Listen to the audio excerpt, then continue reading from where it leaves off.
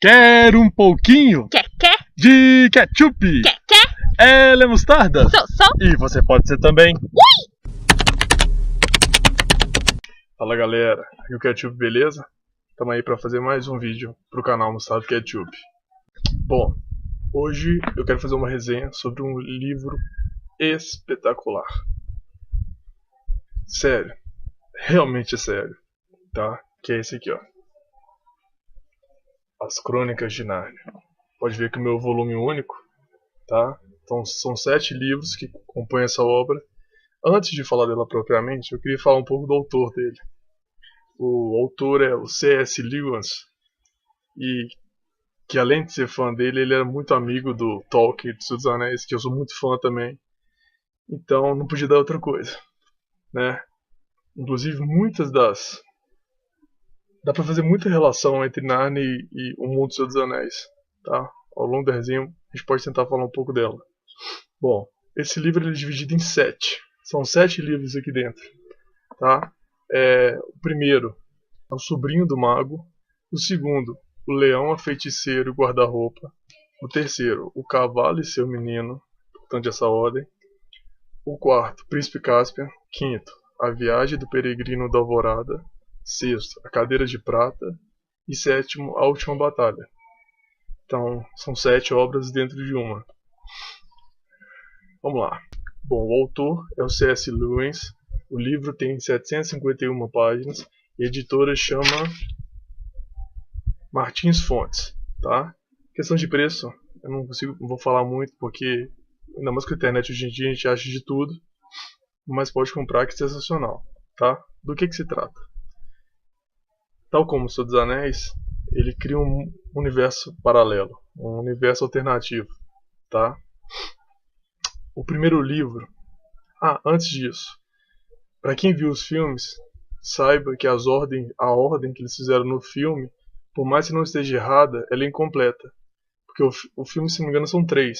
Até hoje saíram. Que é o Leão, a Feiticeira e o Guarda-Roupa. Depois o Príncipe Caspian. E depois a Viagem do Peregrino da Alvorada. A ordem tá certa. Só que deixaram alguns para trás. Por exemplo, o primeiro, que é o Sobrinho do Mago, não fizeram. O terceiro, que é o Cavalo e seu Menino, não fizeram. E o restante ainda tá para produzir. E por que isso? Bom, eu acho que esses 2 livros não envolvem os 4 principais, que é o Pedro, a Lúcia, Edmundo e Susana. Então no 1 e no 3 não tem. Bom, no 3 até tem, mas eles não são os principais, tá, da história. Eles participam, mas não são os principais. Então acredito que seja por isso não levar em consideração. Mas que não torna o livro inferior de maneira alguma, tá? O primeiro livro é o Sobrinho do Mago. E o que fala? Não? Tinham 2 meninos. A pronúncia, eu só falo Diggory, mas é Diggory. Então já fica sabendo entre elas. Diggory e Polly. São 2 vizinhos, eles não se conhecem muito bem. E por alguns certos motivos eles acabam se encontrando. Tem umas passagens por cima das casas que se elas se interligam. A questão é que eles acabam caindo no laboratório do tio do Diggory. E é meio doido. É um cientista maluco, que o nome dele é André. E ele tem umas teorias de universos paralelos, ele criou 2 tipos de anéis, com cores diferentes, e ele queria testar esses anéis, se funcionavam. Só que ele não era muito corajoso, então ele acaba, de certa maneira, forçando a própria Polly a encostar no anel, e ela vai para esse universo paralelo, que ninguém sabe como que é, que ele nunca foi. Ele até mandava os ratos do Diggory, mas ele nunca foi. E o Diggory, obrigado a ter que ir para poder salvar a Polly, porque ela não levou o anel que voltava, ele vai para esse lugar paralelo. Bom, é uma floresta cheia de poços, e cada poço, eu não posso falar, senão é spoiler, né? Sacanagem. Tá? A questão, o principal que eu não posso deixar de falar, é que esse primeiro livro é fundamental porque ele é a criação de Nárnia. É nesse livro que a Nárnia começa a existir, tá? E é muita coincidência. O que eu acho que não é, pela inteligência dele e do próprio Tolkien, eu sei que tem cartas entre eles, é que a criação do Tolkien e a do Lewis não é tão diferente, tá? Todas partem de uma base de música. Vocês vão ver no livro, quem tiver a oportunidade de ler, que eles estão num lugar vazio, não vou falar como que chegou, porque senão é sacanagem. Tem nada, eles não enxergam nada, e de repente ouve uma canção, e aí começa a criar. Cria terra, cria para... Bom, não quero dar spoiler, tá? Mas é muito parecido com o Silmarillion. É difícil de não dizer isso. É muito bacana. Tá, ler é muito bom. Número 2. Leão, a Feiticeira e o Guarda-Roupa. Esse muita gente conhece pelo fato de fizeram o filme. Tá? E o filme foi bem fiel. Não vou falar que foi igual o livro, porque nunca vai existir. Na minha opinião, nunca vai ter um filme igual um livro. Mas foi bem fiel. Tá? E o que se passa? 4 crianças, que vocês ouviram falar, Susana, Lúcia, Pedro e Edmundo, moram em Londres e tá tendo guerra. E eles são enviados, as crianças são enviadas para o interior do país. Eles acabam chegando numa casa de um senhor, um professor, e lá eles arrumam uma forma de acessar Nárnia. Sacanagem, não ia dar spoiler aqui, mas é porque tem uma grande ligação entre o primeiro livro e o segundo. Tá? E como não fizeram o primeiro filme, não conseguiram explicar isso. Tá? Que essa relação desse armário que faz eles irem para Nárnia, como que eles se relacionam. Bom, eles conseguem ir para Nárnia. A Nárnia é uma terra congelada, perdida, e quem se auto-intitula o governante é a feiticeira. E a empreitada toda é como tirar ela do poder. Tá? Aslan vai aparecer de novo, como ele aparece no 1. 3. O cavalo e seu menino. Antes de qualquer coisa, eu preciso dizer: olha a ordem. O cavalo e seu menino.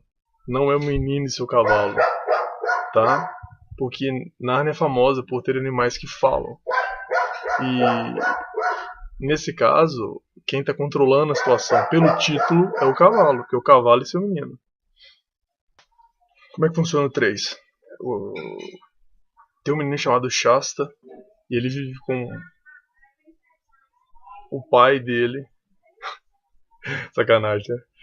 E ele acaba discutindo e ele tem um cavalo chamado Bree.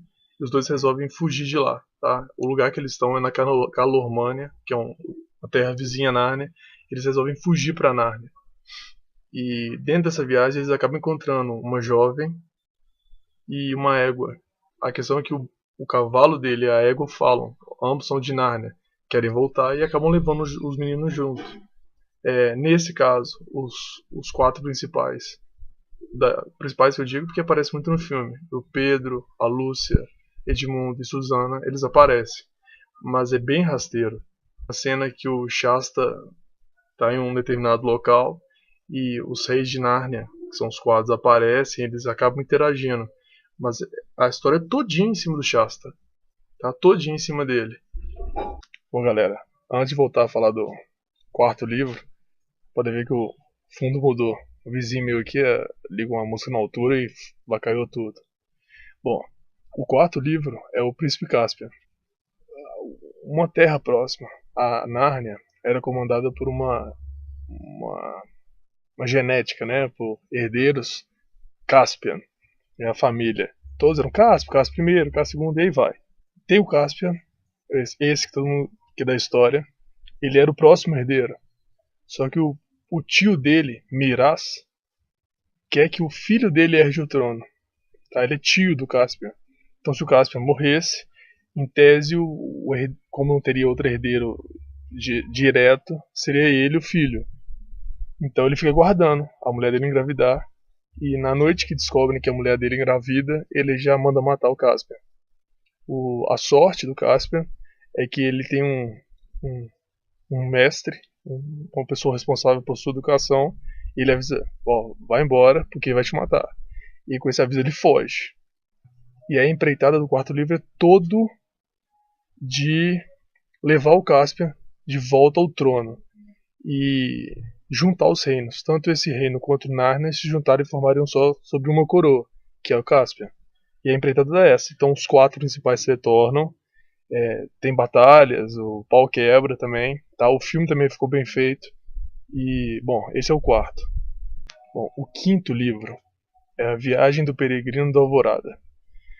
Uma coisa que você tem que saber quando for ler Nárnia é que a variação de um livro para o outro, em questão de tempo, não tem muita lógica. Pode passar de um livro para o outro milhares de anos, como pode passar 50, 30, 10 anos, 90. Nesse caso, do 4º para o 5º, a diferença de tempo é mínima. O Edmundo e a Lúcia estão na casa do seu primo Eustáquio. Tá? Um menino insuportável, nojento. Sabe aqueles meninos que se acha pra caramba, acha que é filho único e tudo é pra ele. Ele tem que dividir o quarto, ele não aceita. Bom, é chato. E eles acabam voltando pra Nárnia. O Pedro e a Suzana não voltam. No quarto, o Aslan fala pra eles que eles não voltam. E volta então, nesse 5º livro, o Edmundo, a Lúcia e esse Eustáquio, o primo chato. E o livro se gira em quê? Bom, o Caspian ainda é novinho e eles montam um barco em busca de alguns nobres, tá? Esses nobres, eles ajudavam a família Caspian e pelo fato disso, o tio do Caspian os expulsa. E como agora ele já quem manda é Caspian, ele vai em busca desses nobres. E a viagem é toda em cima disso, em busca desses nobres, em busca desses nobres. Tem algumas espadas mágicas. Na viagem, eles vão passando por várias ilhas. Tem muita magia, muito encantamento. Uma cisma da Lúcia, que ela queria ser mais bonita. E, bom, ele ficou bem escrito, ficou legal. 6º, A Cadeira de Prata. Como eu disse no 5º livro, a relação de tempo não é muito organizada.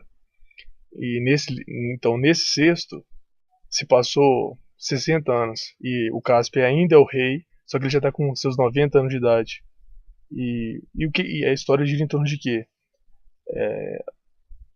Edmundo e Lúcia também não voltam mais. Agora quem é o destaque do livro é o Eustáquio, uma colega dele, uma amiga dele, que eles ficam numa escola internato.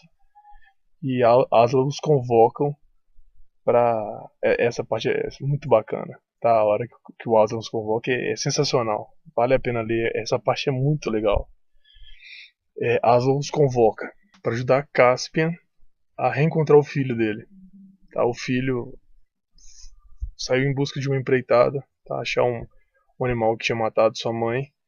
E depois de 10 anos ele não volta. E o Caspian está muito preocupado porque ele já está com 90 anos e pode morrer. E vai morrer sem herdeiro. E todo o império, todo aquela trabalheira dos livros anteriores, das histórias anteriores, vão ser perdidas. Então ele vai em busca. Ele, com 90 anos, entra no navio e vai em busca do filho dele. E Aslan manda os 2 meninos para ajudá-lo. Também é bacana a história, tem muita ação, muita ação. Tchan. Último. O 7º livro é A Última Batalha. Esse é Jedi. Esse vai dar faca. Por quê? Bom, do 6º pro 7º passa milhares e milhares de anos. Nárnia virou outra coisa. Nárnia ainda tem um rei, chama Tyrion, e ele tem um unicórnio chamado Precioso. Tá? E eles governam Nárnia nessa região. Só que tem uma história paralela a ela, que um macaco e um burro, amigos, o macaco chama Manhoso, e o burro chama Confuso. E o que acontece? Realmente o burro é bem burrinho mesmo.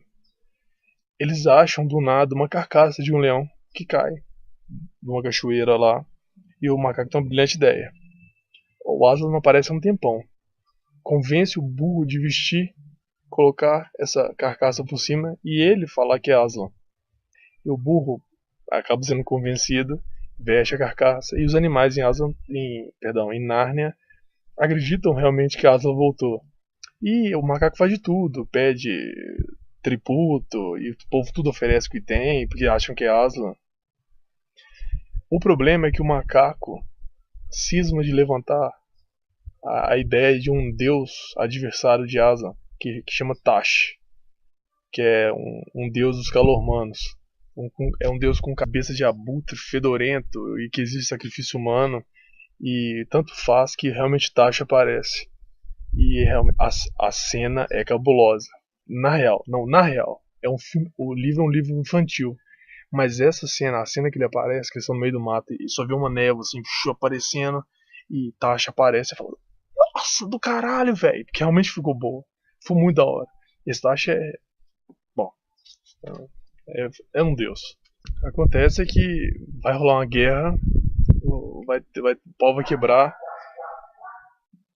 e aí vai chegar na parte final do livro, que é sensacional. Sensacional. É muito doido. Tá? É uma pena que eu não posso falar.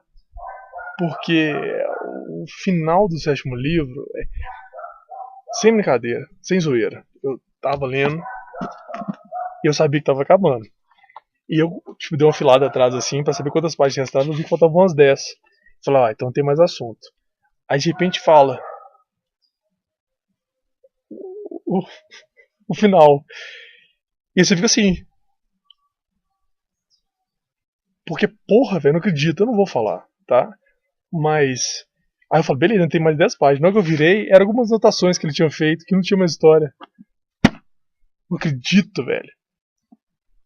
Por favor, tem que ler. Leia que é da hora, tá? Bom, esse final de vídeo, eu queria fazer o seguinte. Tem alguns detalhes que eu não consegui falar por medo de spoiler. Então eu vou falar alguns detalhes a mais aqui no final. Então você que não leu ou que se importe em pegar alguns detalhes extras, só não pega esse finalzinho, mas é por você, escolha sua, tá? Liberdade. Só uns detalhes só. Bom, vamos lá então. O que é? A primeira coisa que eu queria falar. Aqui, quando eu falei entre a relação do primeiro e o segundo livro, é o seguinte. No final do primeiro, o Diggory, ele consegue uma maçã lá que cura a mãe dele. Ele planta essa maçã na casa e tal. E futuramente essa vai virar um pé de uma macieira. E é com base nessa árvore que eles vão tirar a madeira para construir o armário. Sabe? Por isso que o armário vai dar acesso a Nárnia no filme 2. Os 4 principais vão passar. É por causa disso. Então é um detalhe imprescindível que eu não entendi por que eles tiraram. Tiraram esse livro, não fizeram o filme dele, porque não precisa disso, entendeu? Outro. Eu falei um pouquinho dele, mas não aprofundei. A criação de Nárnia, a cena de criação de Nárnia é muito legal. Tá? Eles estão num lugar escuro, breu, eles não conseguem ver nada. E aí vem uma canção, e essa canção vem trazendo tudo. Então aí vem, passa uma terra, aí vem, cobre capim, e aí, bom, aí faz uma terra inteira.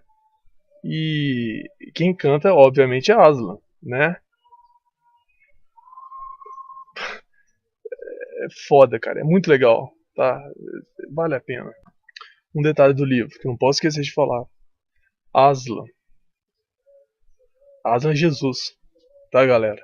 Ele, quando pensa em fazer o livro, ele correlaciona, eu tenho quase certeza, ou total certeza, que ele correlaciona o Aslan com a imagem de Jesus Cristo, tá? O Salvador. Então é um detalhe legal também de levar em consideração. Agora aqui, ó. Só pra nós aqui, ó. Sabe o que acontece no finalzinho? Esse eu não vou falar não, galera. Esse vocês vão ter que ler, porque é zoeira eu tenho que falar. Não, aí não, essa eu não vou falar não. Então essa, gente, foi a resenha das Crônicas de Nárnia. Como de sempre, né? Faz favor pra mim. Dá uma curtida aí no vídeo e se inscreve no nosso canal, porque vai ter mais coisa. Valeu, galera. Amanheceu, peguei a... Unidos de Vila Isabel. 10. Aslan é muito da hora. Ele